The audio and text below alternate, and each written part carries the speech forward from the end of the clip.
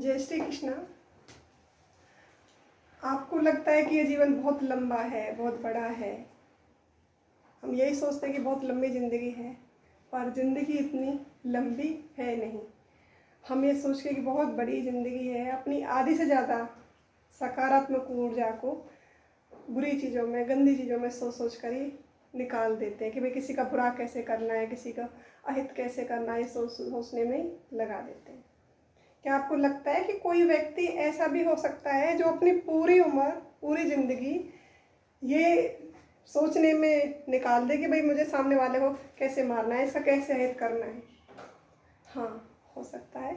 एक व्यक्ति ऐसा था, उसने अपनी पूरी ज़िंदगी कि महात्मा बुद्ध को मैं कैसे मारूं, कैसे इनका अहित करूं, कैसे इनको हानि पहुंचाऊं, ये सोचने में निकाल दी। होने को वो लास्ट में महात्मा बुद्ध के अनुयायी भी बने और वो रिश्ते में महात्मा बुद्ध के चचेरे भाई थे।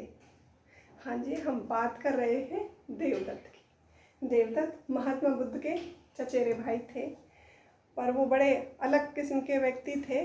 सारे देखो उम्र से वो एक घर में, एक उसमें महात्मा बुद्ध के उसमें रहे, बट वो उनसे कुछ सीख नहीं ले पाए। मतलब मेन कहानी का जो मॉरल है यही है कि क्या हमें सुधरने के लिए, एक अच्छा व्यक्ति बनने के लिए मृत्यु को प्राप्त करना ही ज़रूरी है? जिंदा रहते हम अच्छे काम नहीं कर सकते, हम खुद को नहीं सुधार सकते? इसके लिए ये स्टोरी है और कृपया करके स्टोरी को पूरी सुने और लगे तो अपना, अच्छी लगे तो कमेंट सेक्शन में कमेंट्स छोड़ें और बताएं स्टोरी कैसी लगे। हम बात कर रहे हैं देवदत्त की। इतना गंदा, इतना क्या बोल सकते हैं, अलग ही किस्म का व्यक्ति था। वो सारे टाइम बस ये सोचता रहता था कि मैं महात्मा बुद्ध को कैसे मारूं, कैसे इनका अहित करूं। सारे टाइम उसकी यही प्लानिंग चलती रहती थी, बट वो सफल नहीं होता था। एक बार उसने सोचा कि भाई ऐसे बात नहीं बन रही है, मैं राजा से कुछ हेल्प लेता हूँ। उस समय के राजा थे राजा अजातशत्रु। तो वो उनके पास गया, उनसे बोला कि राजा मुझे अपनी सेना दो और आप मेरे साथ चलो, मुझे महात्मा बुद्ध को मारना है। तो पहले तो सुन के राजा को बहुत गुस्सा आया।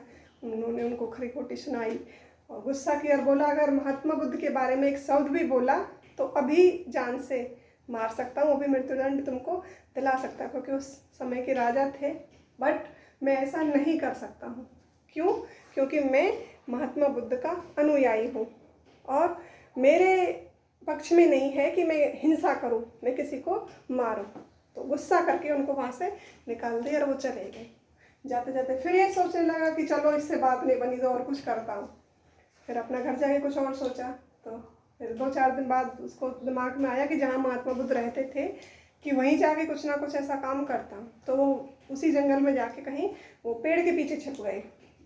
देखा महात्मा बुद्ध वहाँ आए, बैठे रहे, तो उन्होंने वहाँ से लेके एक छुरी महात्मा बुद्ध को फेंक के मारी और महात्मा बुद्ध वहाँ से उठ के चल दिए। तो वो बच गए।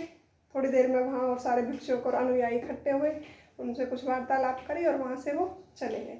फिर पेड़ के पीछे से निकल के आया। फिर वो अपने आप को कोसने लगा कि मैं अभी फेल हो गया, नहीं अभी भी सफल नहीं हुआ। पर हार नहीं मारी बंदे ने, फिर दोबारा सोचना शुरू कर दिया कि भाई और कुछ सोचता हूँ, कोई तो तरकीब होगा, कोई तो आइडिया होगा जिससे मैं महात्मा बुद्ध को मार सकूँ। फिर जाते जाते सोचा कि जहाँ महात्मा बुद्ध रहते थे वहाँ वो पहाड़ों के बीच में से एक रास्ता था, तो जहाँ से उनका आवागमन था, तो वो पहाड़ों के ऊपर चढ़ गए जो रास्ता था। और वहाँ बड़े बड़े गोलाकार पत्थर रखे हुए थे जैसे लुढ़कने उस पर जगह पे। उसने सोचा कि जैसे ही महात्मा बुद्ध यहाँ से निकलेंगे मैं ये पत्थर लुढ़का दूँगा और महात्मा बुद्ध मर जाएंगे। तो ऐसे करके वो उनका वेट करने लगा। जैसे महात्मा बुद्ध आए उन्होंने वो पत्थर लुढ़का दिया। महात्मा बुद्ध तो वहाँ से निकल गए। जैसे ही उन्होंने पत्थर लुढ़काया उसके साथ में वो खुद लुढ़क के पैर फिसला और खुद नीचे और पत्थर ऊपर। बिल्कुल वो बुरी हालात में चीखे चिल्लाए, खूनों में लथपथ। तो महात्मा बुद्ध ने वहाँ देखा भाई क्या हुआ, पीछे आए, उनके अनुयायी इकट्ठे हुए, उनको बिल्कुल छत्रछित अवस्था में लेकर गए स्थान पर अपने पे मल्लम पट्टी करी।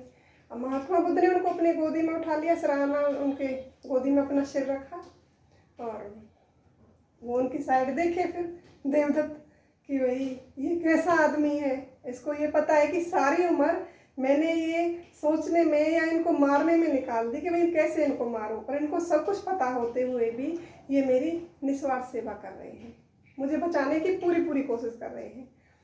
फिर उन्होंने महात्मा बुद्ध से बोला कि मैं आपसे क्षमा मांगने के लायक भी नहीं हूँ बुद्ध, आपको पता है कि मैंने आपकी सारी उम्र आपके साथ इतना बुरा किया है और आप फिर भी मेरे साथ इतना अच्छा व्यवहार कर रहे हैं, मुझे बचाने की कोशिश कर रहे हैं। तो महात्मा बुद्ध बोले क्या, कब, कैसे, मुझे तो कुछ ध्यान नहीं। तो ये सुन के और भी आत्मग्लानि से भर जाता है और रोने लग जाता है, बिल्कुल अपने मरने वाले लास्ट क्षणों में होता है और बोलता है कि महात्मा बुद्ध, बुद्धम शरणम गच्छामि, मैं बुद्ध की शरण में जाना चाहता हूँ। संगम शरणम गच्छामि, मैं संग में जाना चाहता हूँ। धम्मम शरणम गच्छामि, मैं धम्म की शरण में जाना चाहता हूँ। इस तरह वो मरने से पहले उन्होंने महात्मा बुद्ध का अनुयायी बना और जाते जाते उसको आत्मग्लानि हुई और अपने किए का पछतावा हुआ और मर गया। मतलब अब ये है कि उसने पूरी जिंदगी जीते जी अपने नरक में गुजार दी। नरक और स्वर्ग देखो, जाते जाते मतलब पूरी जिंदगी वो अपने नरक में रहा, सब कुछ होते हुए भी बस नेगेटिव चीज़ें सोचना, गलत काम करना। अभी कि ये सोचो कि हमारे आसपास ही कितने सारे ऐसे लोग होते हैं कि बस यही सोचते रहते हैं कि इसका हित कैसे किया जाए, इसका बुरा कैसे किया जाए, अपना सारा टाइम वो सोचने में ही निकाल देते हैं। तो मतलब मेन जो इसका मोटिव है मेरी कहानी का ये है कि ऐसे लोगों से परेशान ना हो, क्षमा करना सबसे बड़ा वो है, क्षमा करो। और जो ऐसे लोग होते हैं इतनी घटिया प्रवृत्ति के होते हैं उनको उनके हालात पे छोड़ दो, क्योंकि उनके करने के लिए भगवान बैठा है। वो लगता है कि भाई हम अच्छा कर रहे हैं दूसरों का बुरा करते हुए, बट वो अपने लिए ही बुरा करते हैं और उनको लास्ट में रियलाइज होता है नहीं कि भाई हमने कितना बुरा किया। तो क्या सुधरने के लिए मृत्यु को प्राप्त करना ज़रूरी है कि भाई हम मरते मरते ही सुधरें?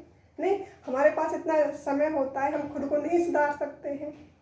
बस मेरी कहानी का इतना ही वो था कि अपने कमेंट्स में बताएं कि कहानी कैसी लगी। अच्छी लगी हो तो लाइक करें, सब्सक्राइब करें, शेयर करें। Thank you. जय श्री कृष्ण।